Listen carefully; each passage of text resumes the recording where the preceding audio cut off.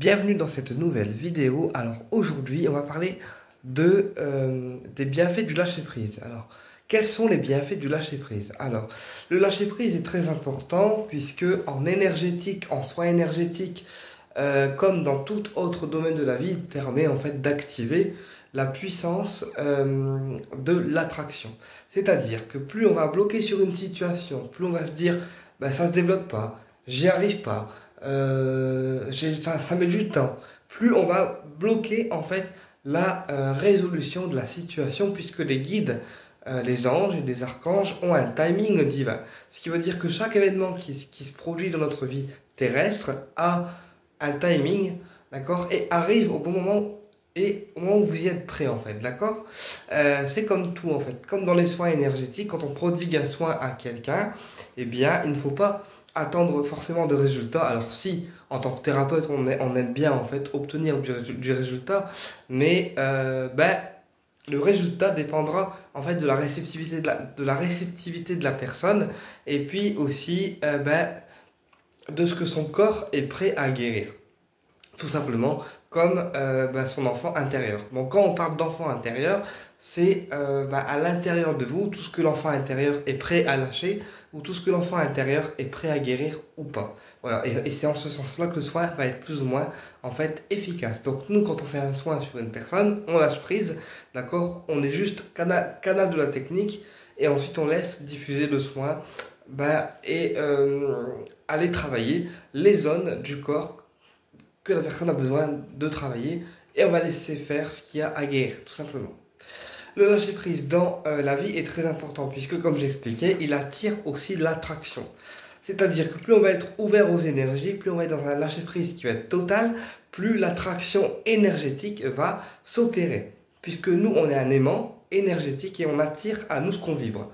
C'est-à-dire que plus on va être positif, plus on va attirer des choses positives, plus on va être négatif, plus on va s'attirer des choses négatives et se créer ce qu'on appelle un auto-envoûtement, puisque quand on est négatif, on s'auto-envoûte, il faut le savoir. Donc en fait, notre personne, notre énergie, c'est un aimant. Et ensuite, de cet aimant, on va décider d'attirer des choses positives ou négatives à nous.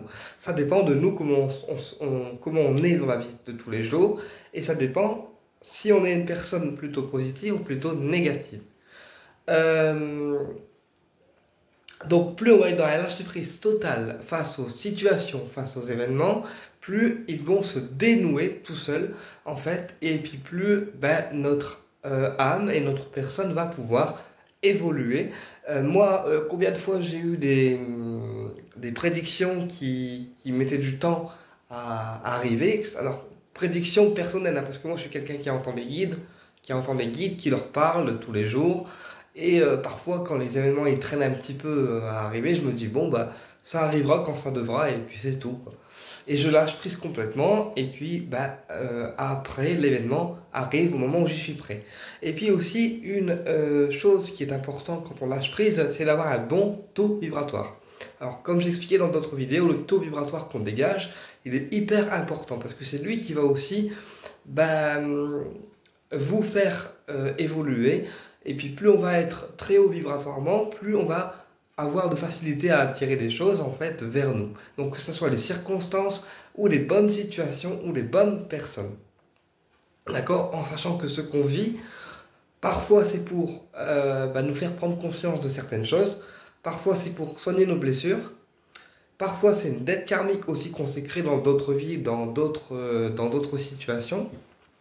Voilà, si on n'a pas été droit, forcément, on a pu se créer aussi nous-mêmes des dettes karmiques. Alors rassurez-vous, hein, on a tous un karma à régler. Même moi qui suis thérapeute et dans la lumière, j'ai aussi nettoyé des karmas, d'accord? Qu'ils soient transgénérationnels, énergétiques ou au niveau des blessures de l'âme, d'accord? Donc on a tous un karma en fait à régler. Plus on va être dans une résilience et un lâcher prise total, plus on va attirer à nous les bonnes situations. À l'inverse, plus on va être dans j'y arrive pas, j'arrive à rien, ça se débloque pas, blablabla, blablabla, plus on va bloquer en fait l'attraction que là-haut ils ont avec nous. Parce qu'en fait là-haut on a des guides, d'accord, et c'est ces guides là qui vont déclencher les situations ou vos demandes aussi, parce que quand on demande des choses à nos guides, eh bien ils entendent en fait nos demandes, mais ils les déclenchent en fait au bon moment et au bon endroit, d'accord? Comme j'expliquais, vibratoirement, c'est important d'avoir un bon taux vibratoire parce que ça va aussi faciliter en fait l'attraction que nous on va avoir en fait pour attirer davantage de choses. Par exemple, si un jour on est fatigué, qu'on est malade, qu'on n'est pas forcément bien dans notre peau, on va attirer moins de choses, d'accord, que si on avait un taux vibratoire qui était au maximum, qui vibrait bien, etc. Mais plus on est malade, moins on attire de choses. Parce que notre aimant énergétique, eh ben, il perd en puissance en fait quand on est malade. Et notre corps physique aussi perd en puissance. À l'inverse, quand on a un taux vibratoire qui est correct, qui vibre à haute fréquence, eh bien c'est là qu'on attire en fait plus de choses positives et puis qu'on a aussi une certaine facilité en fait pour attirer les choses vers nous.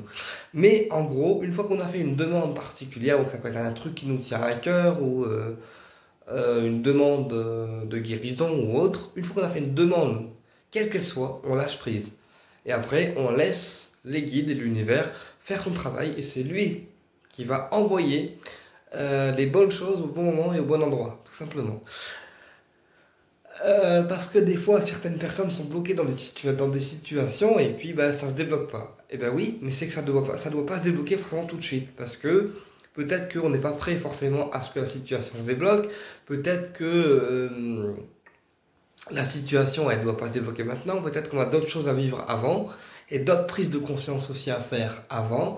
Et que c'est pour ça que ça se débloque pas.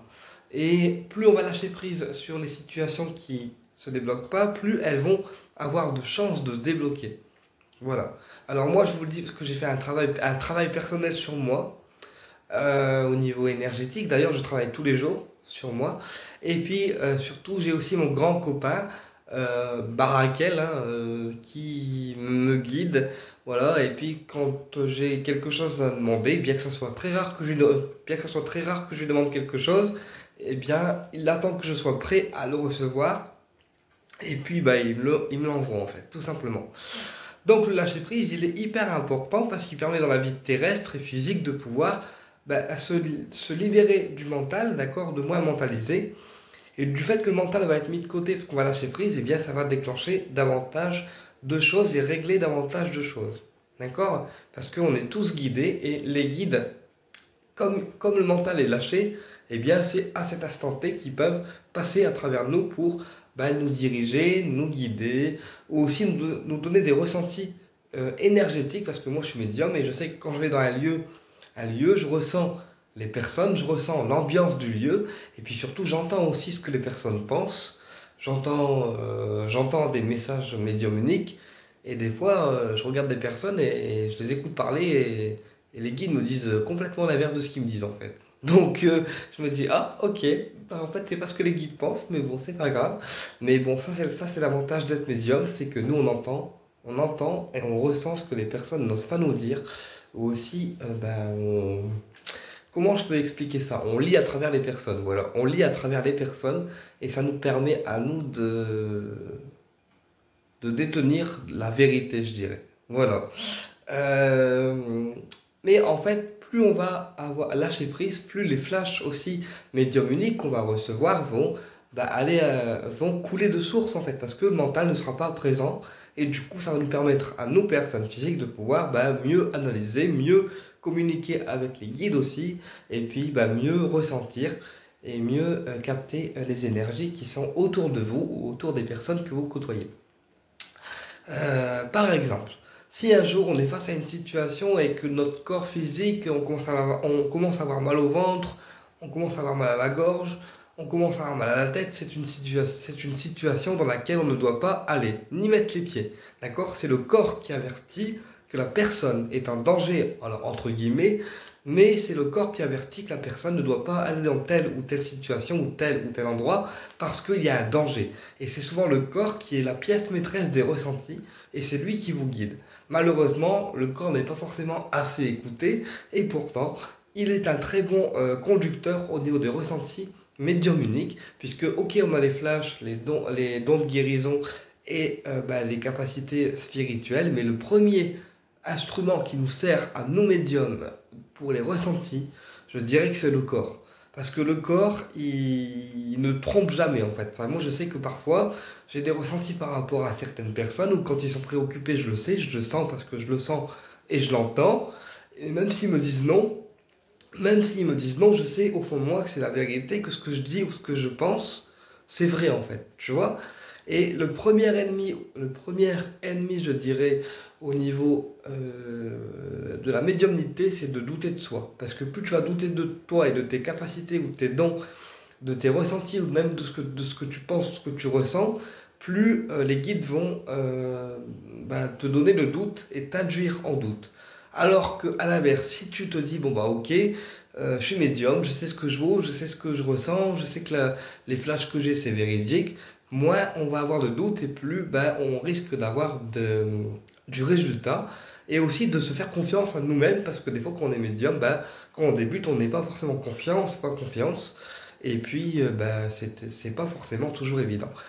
Alors, comme j'ai expliqué, le doute c'est le premier ennemi au niveau des guides et des dons médium uniques parce que plus tu doutes de toi, plus finalement tu vas moins te faire confiance et puis tu vas douter tout le temps. Alors que si tu te fais confiance et que tu te fais confiance, effectivement, tu ne douteras plus. Voilà. Moi, je sais que les personnes, des fois, je leur dis, là, par contre, je sens que tu es préoccupé par ça. Ou alors, je sens que c'est plus grave que ce que tu me racontes. Enfin, voilà. Et même si les personnes me disent non, au fond de moi, je sais que la réponse, c'est oui, tu vois. Parce que c'est un travail que j'ai fait sur moi. Et puis aussi des années d'expérience, quelques années maintenant, d'expérience qui m'ont appris à ne jamais douter de mon ressenti ou ne jamais douter de ce que je donne ou de ce que je délivre. Voilà. Après, tu as des personnes en médiumnité qui ne veulent pas entendre la vérité. Et du coup, là, c'est moins cool parce que tu te demandes pourquoi ils sont venus te consulter, en fait, tu vois. Mais il y a des personnes qui ne veulent pas entendre la vérité parce que soit ils ont peur, soit ils sont pas prêts, soit ils refusent, en fait, d'entendre parce qu'ils sont trop sceptiques. Ça peut arriver. Donc voilà, au niveau des ressentis. Et encore une fois, plus on lâche prise, plus on va activer en fait toutes ces capacités. Je dirais que plus on lâche prise, plus on active en fait nos capacités en règle générale. Pourquoi? Parce que quand le mental il est mis de côté, eh bien toutes les capacités qu'on peut avoir au niveau de la médiumnité, ça s'ouvre. Et c'est en ce sens-là que on arrive à avoir plus d'informations, plus de choses qui se débloquent et plus de flash, plus d'énergie, plus de capacité. Euh, à l'inverse, si on n'est pas bien, qu'on est malade, qu'on a une entité sur soi, qu'on n'est pas nettoyé, eh bien on évite de faire des soins, on évite de faire des ressentis parce que déjà on est pollué et que de toute façon, si tu donnes une prédiction en étant pollué toi-même, eh bien ça risque de ne pas être aussi efficace qu'une voyance quand tu t'es nettoyé, quand tu es au top du top et quand tu es clean en fait au niveau énergétique. Voilà. Tout comme un thérapeute qui est pollué, s'il fait un soin à une personne en étant pollué, eh bien malheureusement le client ramasse la pollution du thérapeute, tout simplement. Mais c'est pour ça dans toutes les situations de vie, moi j'ai observé, hein, j'ai fait un lâcher prise qui est total.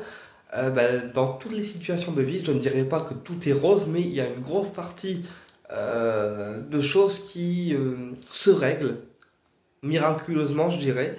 Et parce que j'ai lâché prise et j'ai dit au guide, ok, allez-y, faites votre boulot et moi je lâche quoi en fait. Et à partir de là, tout s'est réglé tout seul.